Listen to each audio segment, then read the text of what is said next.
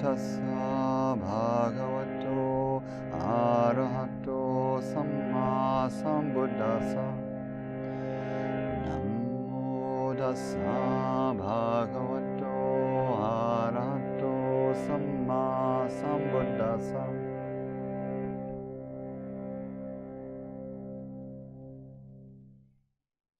So, in the Heart Sūtra, or the heart of the teachings on the perfection of wisdom,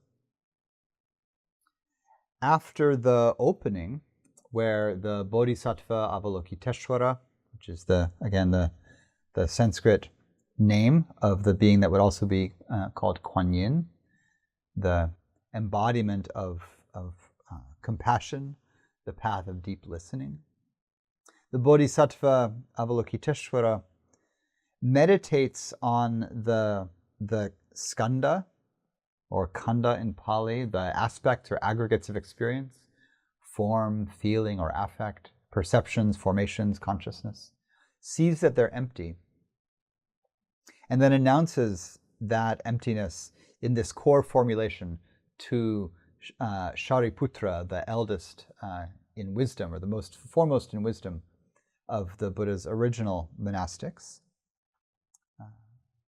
So the Bodhisattva has this insight in meditation, announces it to the disciple, and says it this way: form is empty, or form has the nature of emptiness. Emptiness also has the nature of form. So form and emptiness are coexistent, co-arising, not separate. All form is marked by emptiness, or has the characteristic of emptiness. Again, emptiness means empty of swabhava, empty of inherent permanent self-existence or essential nature. So, form, and form particularly means forms as seen by the eye, but it also means bodies, physical objects. They are empty of a kind of permanent identity, right? The teacup is only temporarily a teacup. It was mud, and eventually it will become shards. Maybe it will become, decorative fragments in a mosaic. And, at the moment it's also my favorite cup, and at some point it will become the broken cup that was once my favorite, and maybe I will have a memory of the cup once it becomes a part of a mosaic or a children's art piece, or and then someday, maybe far, far in the future, once again mud, right? And so it doesn't possess the inherent nature of being a teacup, right? It's just temporarily a teacup. And of course, that's true for everything. So our body is composed of the four great elements, the Buddha would say, sharing those elements with everything around us, everything composed of the solidity of earth, the liquidity of water, the temperature of fire, the movement quality of wind, and the extendedness of spatiality, everything participating in the same fluctuating process nature, means that nothing has inherent essence or svabhava. So everything is empty of essence. Form is empty of essence, Avalo says to Shariputra. And then it says it's the same for all of the rest of the aggregates. So feelings are like this, the realm of affect, pleasant, unpleasant. There's nothing fundamentally pleasant or unpleasant in a thing, right? You find a certain taste unpleasant, and then you take a medicine or get COVID or whatever, and you can't taste it, and it's no longer unpleasant, right? Where did the unpleasantness go? It was based in conditions. The thing itself is not inherently pleasant or unpleasant, right? You find a certain thing unpleasant, and then you fall in love with somebody and perceive that same thing from the state of being in love with somebody, and suddenly it's pleasant. How did that happen? The pleasantness or unpleasantness was not contained in the rose or the sunset or the orgasm for that matter, right? It was conditioned, and it's based in context, right? Everything is conditioned and based in context. So form, feeling, perceptions, formations, sense consciousness itself, empty of permanent solid essence. So having exclaimed this to Shariputra, Avalokiteshvara goes on, therefore, Shariputra, all dharmas are marked by emptiness. Dharmas here means things or experiences. Everything is marked by emptiness. And then the text goes through several of the basic categories of the Buddha's teaching, beginning with the senses. And here's one of the most, great sort of poetic drum beats of the text. Therefore, in emptiness, there is no eye, no ear, no nose, no tongue, no body, no mind, no seeing, no hearing, no smelling, no tasting, no touching, no thinking.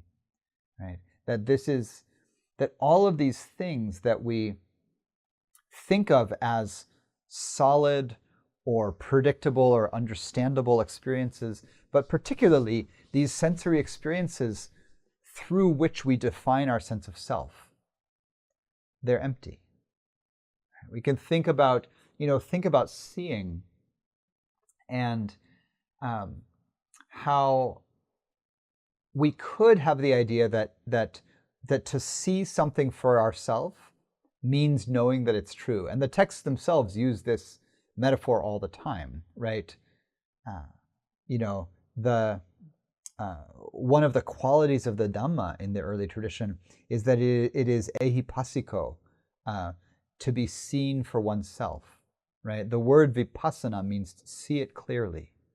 See it clearly. We use see as a synonym of knowing, right?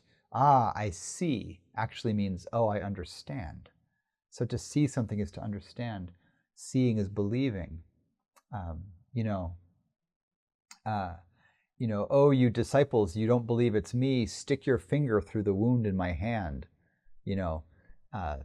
Doubting Thomas. You have to see it for yourself. Now we're in the era, right, of deep fakes and optical illusions. There's more and more, and it's only going to accelerate. What you see in the digital world, particularly, is unreliable as to its reality. Even today, I posted a photograph that I took last week in a redwood forest on the Facebook post for this very gathering tonight. And I don't always do this, but the light was a tiny bit dim in the photo that I took. So I just, without even thinking otherwise, I just popped it open in photos, brightened the color just a tiny bit, gave it a little bit more light. And I was like, oh, that's nice. Pop the green moss on the redwood tree a little bit and then posted it. So that's not actually what it looked like, right? Or actually, it's never exactly what it looked like because a photograph is never like what it actually looked like, but that's also not exactly what the camera took. So it's several layers removed from reality. And now you can, they're very close to, being able to, post a video of someone who's been long dead, speaking to you, right? I have no doubt that in elections soon, you'll have, endorsements, right, from, Jack Kennedy speaking from beyond the grave saying, hi, this is Jack Kennedy. This is a bad impression, right? If I was still alive, I would totally vote for Kamala Harris, and I think you should too, we will see this, right? Hello, this is Abraham Lincoln, and I know I'm dead, but, And so, more and more seeing is being challenged by the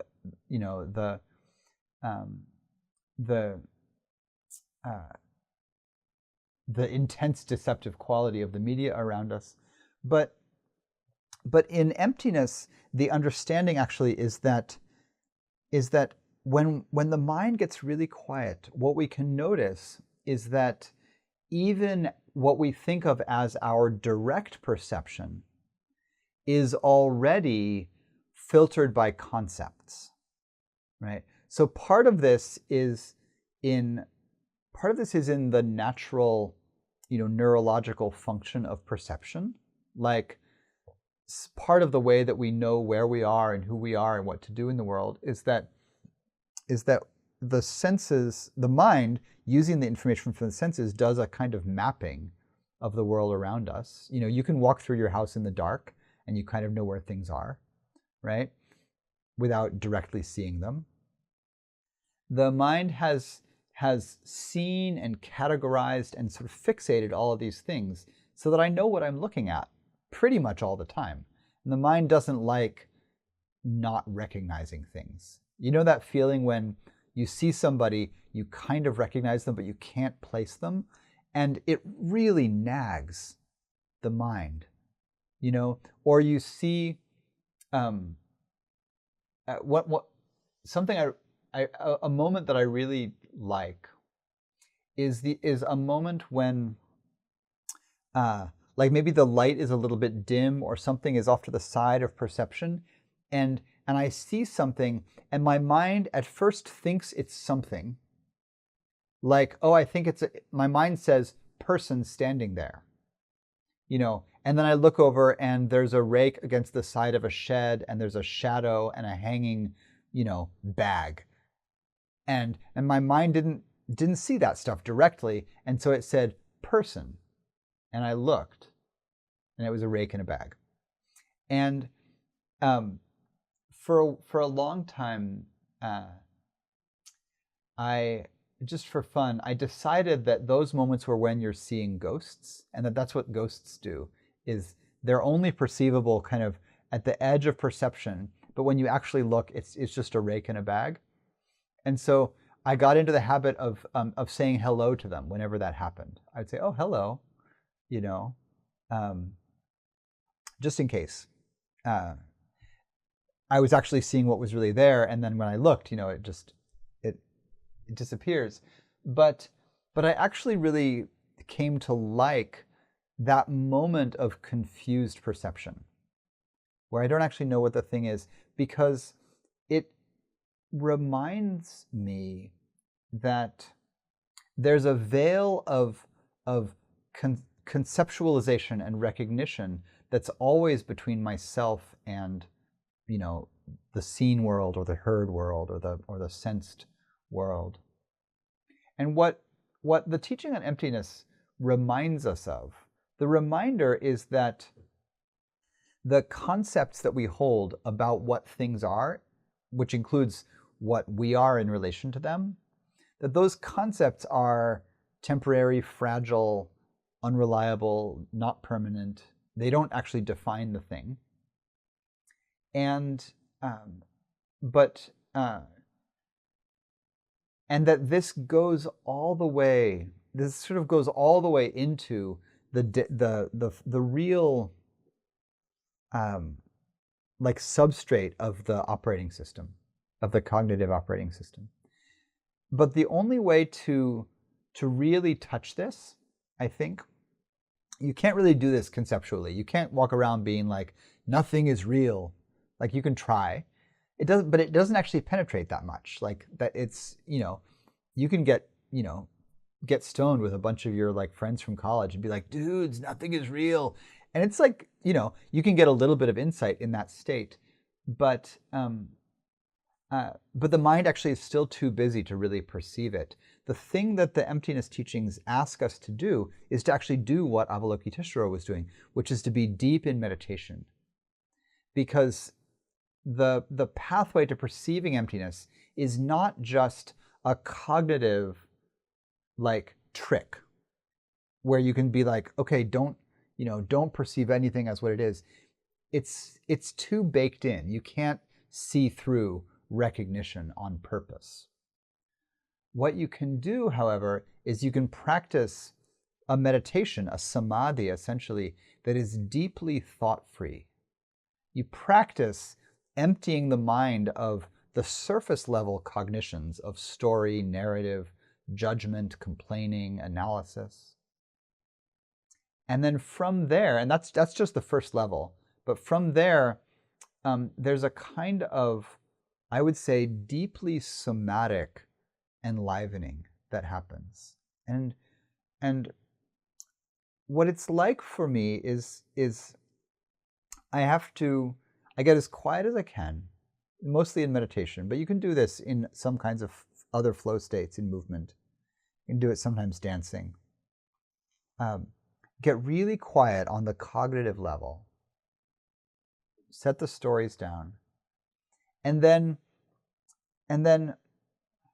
it feels to me something like, let the life of the body, this is really a kind of eros, I think. Let the vibrance of sensed experience, so all the physical senses, all the seeing, hearing, smelling, tasting, touching, feeling energies, let them be, or open to them being, as full as possible. But, anytime the veil of idea or like fixating in a certain way comes into play, so this could be an idea about something. It could also be like, the affect layer. I like this, right? The like, ooh, I like it, or oh, I don't like it. That's a conceptual layer also. It's natural. It's a natural instinctive feeling, but the intent is to not let that proliferate into story. So you can just let that be there. Like, okay, there's liking, whatever.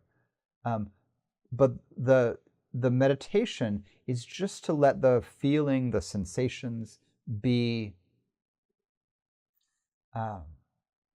as luminous as you can possibly feel, right? As luminous as they naturally are, I think, without conceptual overlay. And that's just a discipline. This is something you can practice, just like move around through the world and do this. It helps to not have to have conversations. But at some point, if you're like biking across town, don't do it driving, but you're like walking across town, or you're out in the woods, or you're moving through your house making a cup of tea or something.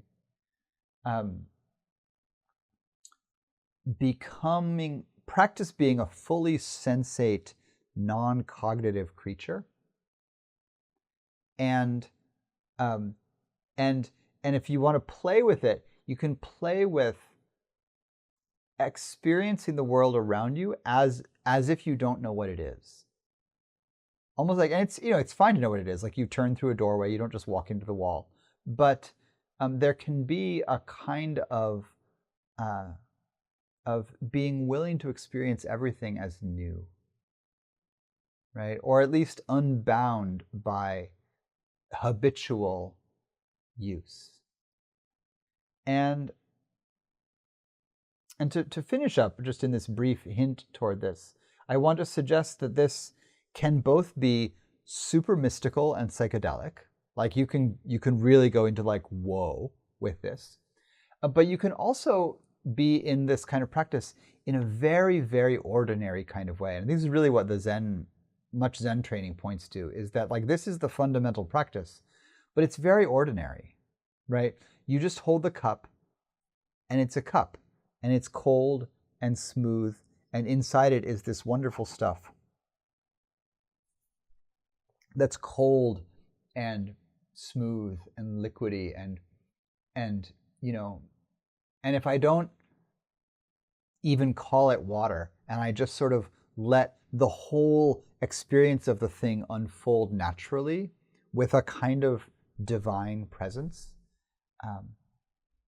this is very much at the heart of a Zen style of practice, where it's like nothing special, but it's not nothing special just as an idea that you lay over things. It's really a meditation where you don't let the idea of special or anything interfere with the immediacy of living experience. And so the text says, no eye, no ear, no nose, like there's no such thing as an eye. Right, because as soon as I lay in the concept of seeing, oh, I'm seeing you, that gets in the way. That's not the thing, right? All of the concepts around the senses are not the thing. Even our idea of what's happening in seeing, right? That photons are bouncing off the reflective surface of the thing and hitting my retina, like, sure, but that's totally an idea. And the direct, whatever that means, experience of seeing, if I can quiet the veil enough, get the moving, shimmering aspect of the cognitive field still enough. This is a very classic metaphor. It becomes mirror-like. It becomes, in a way, like transparent or translucent or mirror-like. And it just shows things as they are. And there's a directness to it. And so in relation to the senses, I think in a beautiful paradox, what this ends up being is that emptiness practice with the senses means being profoundly embodied. Because I've really set aside even the concepts of body and sense and all the things that I think about the body. It's not embodiment if I'm thinking about the body. There's a kind of, visceral, muscular, sensate, aliveness to embodiment that really, as we cultivate it, can become a very deep home in this world. It's a reliable refuge. Whether the body is comfortable or uncomfortable, it can become a deeply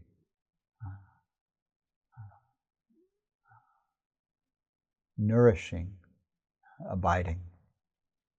So I think this is part of what the text is pointing to and just reminding us of in this passage. All right, so we'll let it go there for now. Thank you so much. Blessings.